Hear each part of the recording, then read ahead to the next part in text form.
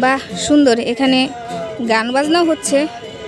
চলো বন্ধুরা আমরা একটু গান শুনে আসি, আশা করি তোমাদেরও ভালো লাগবে।